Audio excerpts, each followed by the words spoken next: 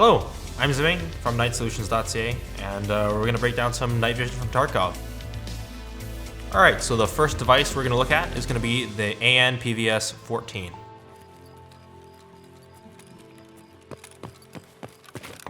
So this here is a PVS-14. AN just stands for Army Navy. It's their cataloging system.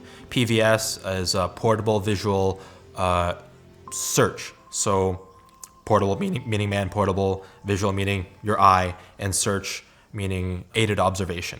I don't know where the 14 comes from. But the PVS-14 is just a pretty standard monocular. And here we have, just as in Tarkov, we have the Neurotos dual dovetail adapter. Interesting to note, they actually have the new version of the dual dovetail adapter because they actually have this adjuster right here, which allows you to adjust for eye positioning, whereas the old version did not. But the PVS-14 is a standard night vision monocular for most Western militaries. As well, it also has a lot of civilian uses as well for hunting, hiking, and that kind of thing.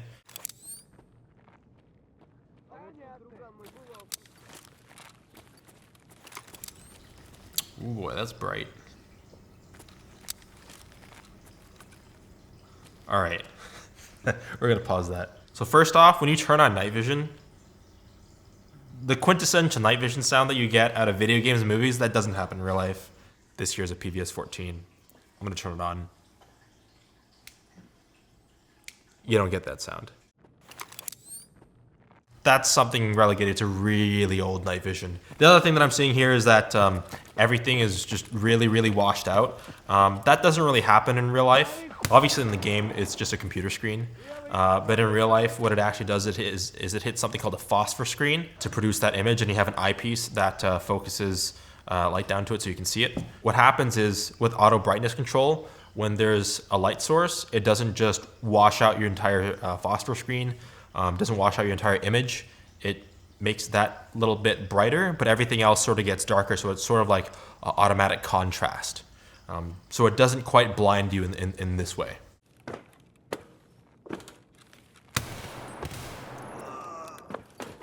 The first thing I noticed with the laser is a lot of attention to detail here, because I'm actually impressed here because with the laser constant on, there's a small dot on the back of the PEC-15 that will actually indicate that it is on. There's a small indicator right here. So if I activate the laser, you'll see it a very dim green light turn on. So that basically lets you know that the laser is on, because you can't always tell that the laser is on, because if you flip it to one of the infrared modes, you can't see the laser without night vision, but you can still see that it's on, and it's just so that you don't accidentally leave the infrared laser on and kill your battery. So in the game, when you're turning the laser on and off, it looks like you're pressing a button here, but it looks like that button's non-existent. These things are compatible with remote switches, but the plug is right here, and there's nothing plugged into it, so I don't think there's a remote switch. So what you actually have to do to turn the device on or off is press the button right here to turn the laser on and off. There is also a way to keep the laser on without touching it, which is what the characters in the game are doing. You just double tap the power button and the laser will stay on.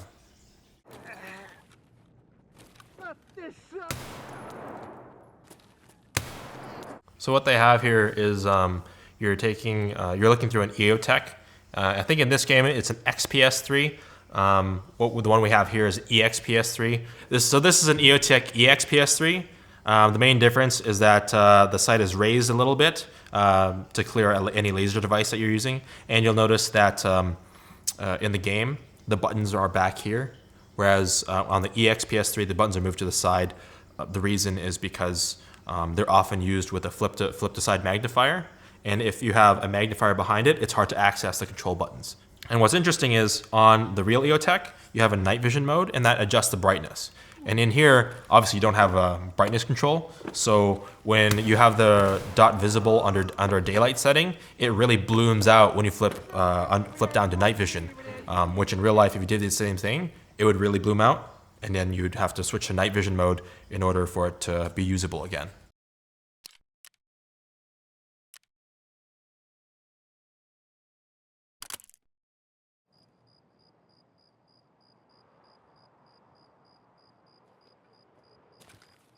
This is going to get a little nitpicky, but when you're using a hollow sun laser, hollow sun lasers are low power lasers. What we're watching here is an LS321. I don't remember if the laser was red or if it was green, but the red model is the LS321R and LS321Gs for the green model. Those are not full power lasers, so when you're not using a full power laser, you don't see the full beam, you only see the dot where the laser is pointed. I think they did a pretty good job with the color that you see in the night vision, because usually what happens is when video games give you night vision, they just give you some really deep green, which doesn't really reflect the color that you actually see through a night vision goggle. Though here it's off by just a hair. It's more similar to night vision when seen through what's called an amber filter. So an amber filter is just one of these, and what it does is it just makes the image a bit less green and add a bit more of a yellow slime green tint to make it a little easier on the eyes. So this here is an amber filter made by a friend of mine from operate.com, and you just screw it into the back of PVS-14 like this, and you'll see that it changes the tint so that it's a bit more slime green, and it's easier on the eyes for when you're using one of these devices for 8 hours straight.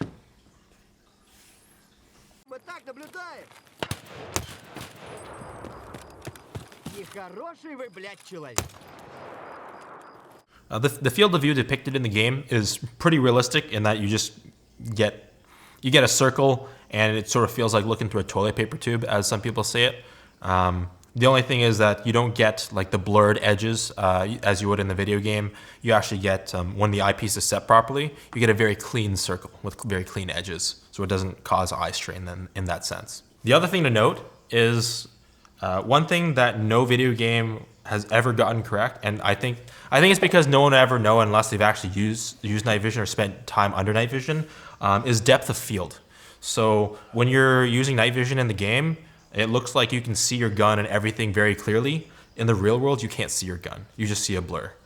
Because it's sort of like using a camera with a larger lens. Things that are, if you're focused for things that are far away, things that are close up are very blurry. So when you're shooting a gun under night vision, you don't see any part of the gun. You can't see your hands. You wouldn't be doing the the mag checks because you can't see them. You'd have to go like this and then change your focus to really close up, and then even then you'd barely see. I think it's pretty good. I think it's like an 8 or 9. The only thing that they're really getting wrong is like the depth of field. Everything else, as far as video games go, it's really good. Okay. So good on you, or Tarkov developers. All right, so next we have the PNV-10T.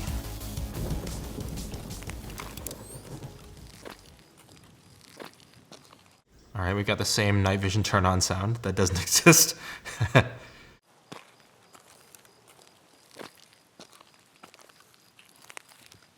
So the first thing that I notice, and I hope that this is intentional, because if it is intentional, this is really good attentional detail, and I'm impressed. This specific shade of green looks like Russian green. American night vision and Russian night vision use different shades of green. So American night vision in general, they use a phosphor called P43, which is a slightly more yellow tint of night vision, whereas Russian night vision generally uses P22, which is more of a deep green. And to me, this looks very close to P22. Obviously, the PNV-10T is a Russian night vision set. We actually have one right here. It looks like it leaks radiation, but does it? No, it better not. But yeah, we have a PNV-10T here. The other thing I noticed in the game is that you immediately get a wider field of view compared to the PVS-14, but that doesn't actually happen, because what happens is your left eye and your right eye see the same image out of this. So the field of view is actually exactly the same, because you're seeing the same thing on both eyes. Now, some people don't know what to call this. It's actually called a biocular and not a binocular. And the reason it's called a biocular is because you're not getting stereoscopic vision. You're getting the same image on both eyes. So this is actually a copy of the American PVS-7, which is this thing. It's just lighter weight because it's not metal, and the lenses are way better. When you're using the PNV-10T, honestly, the eye relief is so bad, I can't use it with glasses. It feels like you have to gouge your eyes out to do it. It has a very primitive interpupillary adjustment, which is to adjust the lenses for the distance between your eyes. And yeah, it's kind of crummy, but it works. The PVS-7 is actually like already really old. It came out in like the 90s. Whereas the PNV-10T, they started producing them in the 2010s. This specific unit was produced in the mid/late 2010s, and the Russian military sold it off in 2020 or 2021 because that specific unit was modernizing, but other units within the Russian military still use the PNV-10T.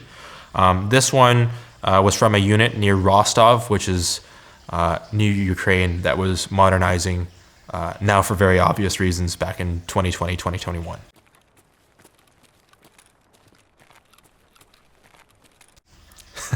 So in this case, when a light source kind of blinds you and just washes out, it actually does happen with the PNV-10T because the lenses don't really have the proper anti-reflective coatings.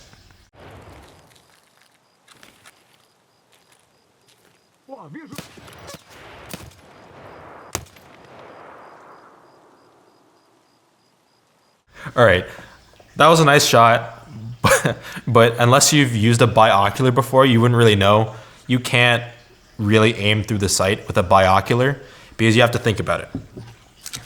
It's gonna be mounted like this on your head, and you're a Cyclops, right? The eye is in the center of your head. You'd have to hold your gun like you're playing Doom. Like, you'd have to go like this to even sort of be able to see. And even then, you wouldn't be able to get the binocular low enough, and you'd have to like go like that, but by then you're just aiming at the ground. Yeah. I mean, by then you're just looking at the ground. So like, you can't aim through your sight with a binocular. You have to use a laser. I think Tarkov did a really good job of emulating the graininess that you get in night vision. We call it noise. That's random electron emissions from part of the image intensifier tube called the microchannel plate, which does a lot of the work to produce the image that we actually get. I think that the real one is much less usable than it is in the game. I'd still give it like a 6 or 7 because like I personally am just really impressed with the color that they use because it's such a small detail that I really hope is intentional, but the field of view is not accurate, the depth of field is not accurate, and you would not be able to aim down the sight with one of these. All right, so now on to the Armasite N15. Yeah, so that skull cap is, what we call that a skull crusher. In real life, it sucks. Nobody wants to use it. The reason is just that it's uncomfortable and it puts all the weight at the front of your head. Whereas typically we like to use helmets because you can get a proper padding system and you can add a counterweight so that while it is a little bit heavier, it balances the weight out and it's a much more stable platform.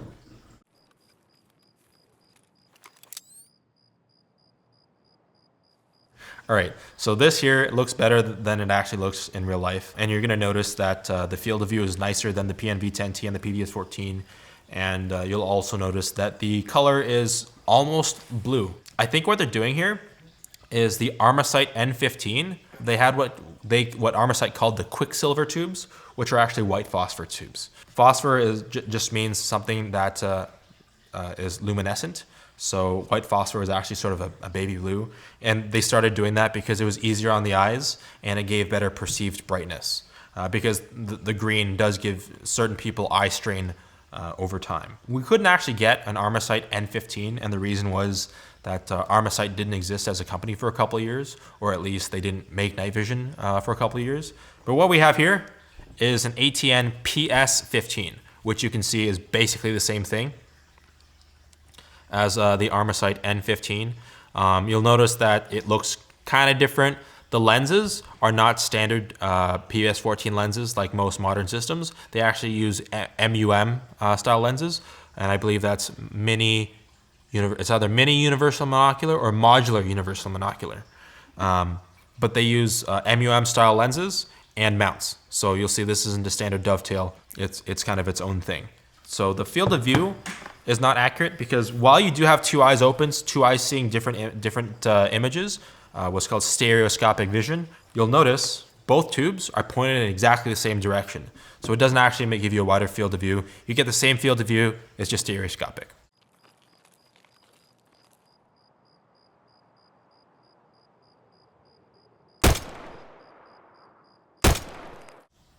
Oof.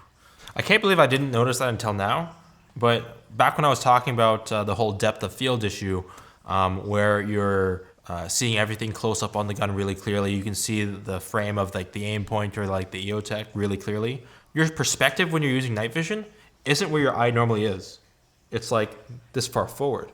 So when you're actually aiming down, not even if you had everything in focus, you wouldn't be seeing stuff like the charging handle in front of your face, because the charging handle would be behind your point of perspective, which would be here. So if you were able to see stuff, you'd only be able to see your sight.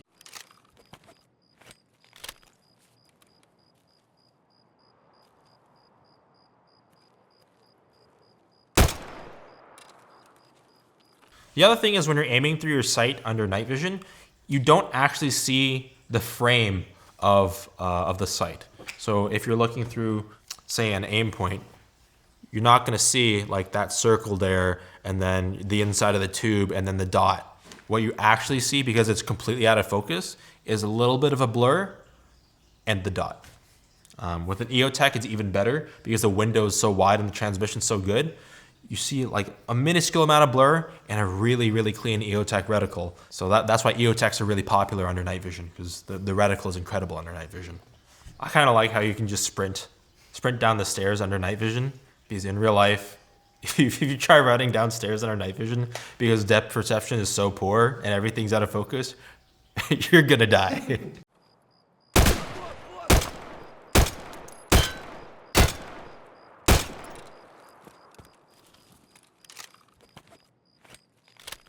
They did a really good job. I could tell that they were trying to emulate white phosphor, and it's accurate because Armasite, when they made the N15, they had what they called the Quicksilver tube, which was their white phosphor tube. And I'm honestly really impressed with their attention to detail. It's just small minor stuff like perspective and depth of field, and just small things that you wouldn't really know unless you've spent a lot of time behind the equipment. But aside from that, it was really good. Hey guys, I'm Augee Kim from TNVC. And I'm here to talk to you a little bit about the L3 Harris GPNVG, the actual goggle, as well as how it's depicted in this game here. So let's get started. So, looking at some of the footage from the PVS-14 from earlier as well. So the GPNVGs in the game are giving you significantly more vertical field of view as well as horizontal field of view, at least from what I can see. I've never actually played this game myself, so I don't know if there's any artificiality in that, just seeing the gameplay back. The inventory screen is pretty impressive. It's a pretty good depiction, I think, of a GPNVG on a high-cut helmet. So obviously I've got here my OpsCore Fast SF ballistic helmet, same helmet that's currently issued to US SOCOM, but you can see in the game, they actually did a pretty good job of depicting not just the helmet. It doesn't look like an OpsCore, it looks more like a high-cut ACH. With some MSA rails there or something like that. But they did a really good job of depicting the GPNVG and the ANVIS format mount on these GPNVGs. Obviously, GPNVGs come in both ANVIS, which otherwise known as ball detent or aviation style mount, as well as the BNVS dovetail style mount. It's pretty interesting actually that in the game they chose to use the ball detent style mount. The ball detent style mount is a little bit more rare, a little bit more uncommon than the dovetail style mount. Generally speaking, most ground goggles use that BNVS format dovetail shoe. I mean, maybe I'm giving them too much credit, but obviously artificialities of gameplay and everything like that. And I see it in a lot of different video games, where you drop the goggle down and you put them in the deployed position, and then they automatically turn on, and then when you want to turn them off, you just flip them up. Most night vision goggles don't typically work like that. Some of them have automatic shutoff circuits and stuff like that in order to have something similar to that kind of automatic cutoff. But the only real goggle format that gives you a true automatic shutoff and automatic activation is going to be an ANVIS style ball detent mount. So you can see here, the mount has got contacts that deliver power. And then if you look at the goggle itself, you can see that there's this strip here, and there's actually two of them, two sets of contacts. But when you flip the goggle down, they make contact and starts delivering power. I don't know if you could hear it on the video, but there is a little bit of a whine when they power on, which may excite some. It's not quite as dramatic as is in the game here, but there's a little bit of an audible sound when the goggles power on. All right, so obviously the elephant in the room is going to be the fact that in the game, when you flip down the GPNVG, it looks like you just kind of get a big, wide field of view. Honestly, it looks like it kind of just encompasses the entire screen, other than a little bit of vignetting at the corners. Now, while on the one hand that does depict the fact that the GPNVG does have a wider field of view, GPNVG's got a 97-degree field of view as opposed to the traditional 40 degrees of most night vision devices. GPNVG achieves that 97-degree field of view by using 4 image intensifier tubes instead of the single image intensifier tube that you might find in a PVS 14, or the 2 tubes that you might find in a set of dual tube goggles. Obviously, GPNVG, it uses standard 10160 style 18mm Generation 3 image intensifier tubes. These are unfilmed white phos, but hypothetically speaking, GPNVG could, if you wanted to do so, utilize any 18mm 10160 format tube. But the big point to be made there is the fact that because they're just 4 tubes basically lined up, the 97-degree field of view that you get is only horizontal. So you only get 97-degree horizontal field of view. Your vertical field of view is still going to be the same 40 degrees that you get out of any standard image intensifier tube. So what you get when you look through a set of GPNVGs is you actually get a set of basically 3 circles. So, question you might ask, there's 4 tubes, why 3 circles? Obviously, just like a dual tube goggle, when your eyes are looking through the center 2 tubes, your eyes and your brain are basically going to merge that into a single 40-degree image. So you're going to get that single 40-degree image, same as you would with any set of binoculars, and then you're going to have 2 circles off to the side, basically, that provide you with your peripheral vision. How would I rate the game's depiction of the GPNVG? The inventory menu looks really good. Does ultimately, accomplish the basics of being wider than it is tall, but it doesn't really look all that terribly accurate. I understand what they're trying to do with the gameplay and progress, and obviously you get better gear and you're supposed to have a better experience and everything like that, but that's just not what a GPNVG looks like to look through. It's just not, unfortunately. I wish putting on GPNVGs did that, but it just looks like a big wide oval rather than the 3 circles across, which again, it's still, people always talk about looking through night vision goggles, whether single tube or dual tube, it's like looking through a drinking straw. It really kind of is. It takes a lot of getting used to only having a 40-degree field of view. And for that reason, the additional horizontal field of view, that 97-degree field of view, more than double of the GPNVG, it's fantastic, but it's not without its limitations. Again, the vertical field of view is still the same old 40 degrees that it ever was. I'm giving them a little bit of extra credit because they did a pretty good job of rendering the Wilcox mount. On top of that, they did kind of accurately capture the fact that, you know, you can flip those things down and they automatically turn on, and then you flip them up and they automatically turn off. Either they got lucky, or they went ahead and put in the effort to go ahead and make sure to depict the ANVIS version, which actually does do that, versus the BNVS version, which does have a button on the mount. So you got to flip the goggle down, and then you got to press the button. Same thing when you want to flip it up. And the GPNVG does not have an automatic shut off. So you know, you have to. There's another step.